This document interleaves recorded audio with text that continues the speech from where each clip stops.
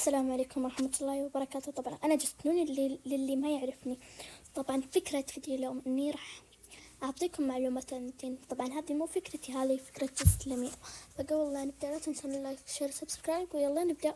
لو أنت من الناس اللي يتخيلون الجنة حديقة كبيرة وفيها خضرة وورد وانهار، فلازم تشوف هالفيديو لأن فيه تفاصيل بتغير فكرتك عن الجنة. تخيل معاي، أولا الجنة مو بس مناظر طبيعية مثل الغابات والشلالات، لا، تقدر تقول إنها مجتمع متكامل وراقي جدا. تم فرز سكانها بدقة، يعني أي شخص تقابله هناك كن متأكدا أنه راقي والله تعالى يحبه. ما في أي صعوبة بالتعامل مع الناس، بالعكس إذا قابلت شخص راح ترتاح معاه، ما راح يأذيك ولا أنت تأذي أحد. بالإضافة لو أنت تبي تسوي أي شيء راح تسويه، لأن هناك ما في حرام ولا حلال، دار جزاء وليست دار تكليف. مكان له قوانين غير، مو نفس الحياة. أي شيء أنت محروم منه بالحياة راح تلاقيه بالجنة. مثال، امرأة وزوجها محرومين من الأطفال، هناك يلقون أطفال لو يبون بساعة واحدة يكون عندهم الطفل، ومو 9 شهور وحمل وتعب، لا، وبعد نوع المولود وعمره بكيفهم. لا تستقرب، احنا نتكلم عن قوانين الجنة، فخلوا قدرتكم على الاستيعاب أكبر، لأن في تفاصيل بعد. الأكل والشرب مختلفين عن أكلنا الحين. هو راح يكون في أكل بالجنة كنا نذوقه بالحياة، لكن الطعم يختلف ويكون أحلى. مستحيل توصف طعمه. والأكل مو عشان إنك جوعان، الأكل عشان المتعة، لأن الجنة ما فيها جوع. مهما أكلت أو ما أكلت ما تجوع، مهما أكلتم ما راح تسمنون، لا تخافون. ولو أكلتم ما في إخراج، يعني فضلات. الأكل إذا أكلتوه راح يتحول إلى عرق، وهالعرق راح يكون مسك. كل ما تاكل أكثر تعرق أكثر، وريحتك تصير أحلى مسك. وبعد في الجنة سوق، بس لا تشيلون هم، ما راح تدفعون ولا فلس. أي شيء يعجبكم تاخذونه وتمشون، وكل أسبوع جمالكم يزيد بالجنة إلى ما لا نهاية. وبالجنة ما في مرض، ما راح تمرض، لأن مجتمع الجنة ما في فيروسات أو بكتيريا. ومهما مرت الحياة بالجنة شكلك مثل ما هو، ما راح يتغير جسمك، وما راح يصير في وجهك تجاعيد. عمرك ثابت 33 سنة. وفي أشياء جديدة بالجنة أنت عمرك ما شفتها ولا تعرفها. تكلم عن وسائل النقل، هناك متطورة حيل. مساحة الجنة أكبر مما تتخيل، راح تمشي إلى ما لا نهاية، وكل ما مشيت راح تكتشف شيء جديد، وما في أي لحظة راح تحس فيها بملل. وبالجنة هرمون السعادة يكون مرتفع عندك. راح تلاقي هناك أطفال شكلهم جميل حيل كأنهم شبه اللؤلؤ. راح يقدمون لك مشروبات من كل نوع، وإذا طالعت البنيان والبيوت تحس إنك ما شفت حضارة من قبل. والأشجار، أشجار الجنة سيقانها من ذهب. نساء الحياة بالجنة عندهم جمال مستحيل وصفه، لدرجة أن حور العين ما يوصلون لجمالنا إحنا نساء الحياة. هذا لأن إحنا دخلنا الجنة بسبب أعمالنا بالصلاة والصيام والأعمال الصالحة، مو نفس حور العين. الجو هناك جميل حيل، ما في شمس، المكان منور بنور أجمل من الشمس، وما في برد ولا حر. والناس اللي تعرفت عليهم بالجنة أو الكل مستحيل راح يفارقونك ويروحون عنك، لأن الجميع مخلدين بالجنة. ودرجات الجنة مختلفة. مثال، نشبههم بالكوكب، كل كوكب له مميزاته. تقدر تزور أصحابك اللي بالكوكب الثاني، وتذكرون الأحداث اللي صارت لكم بالأرض، وتضحكون، وما في بالجنة مشاعر سلبية أو حش أو غيرة أو حسد، كأن تم برمجتك من أول وجديد. لكن الذكريات موجودة، وانت بعد النعيم هذا كله راح يصير شيء عمرك ما تخيلته، وهو راح تلاقي الله تعالى بعزته وجلاله وعظمته يكلمك أنت وأهل الجنة بصوت أجمل منه ما في. راح يقول الله تعالى في شيء ثاني نفسكم فيه، راح تقولون يا رب مو بيضت وجوهنا من النار ودخلتنا الجنة. يعني هم مستقربين إن في شيء بعد نفسهم فيه، فيكشف الله تعالى الحجاب عن وجهه، وأهل الجنة كلهم يشوفون وجه الله تعالى وينسون كل شيء شافوه بالجنة من جمال ونعيم، وينبهرون بجمال وعظمة الله تعالى. ما في شيء أحب لهم من اللي شافوه بالجنة إلا الله تعالى الرحيم خالق الجمال والنور، اللي عاشوا طول عمرهم يعبدونه، شايفينه وسامعينه. ربنا يجعلنا وإياكم من أهل الجنة، آمين. واذكروا الله وصلوا على النبي.